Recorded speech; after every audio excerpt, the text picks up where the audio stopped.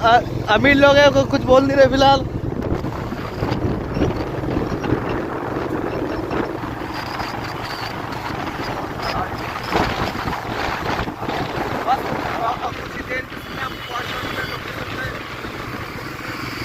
ये आगे जा रहे हैं।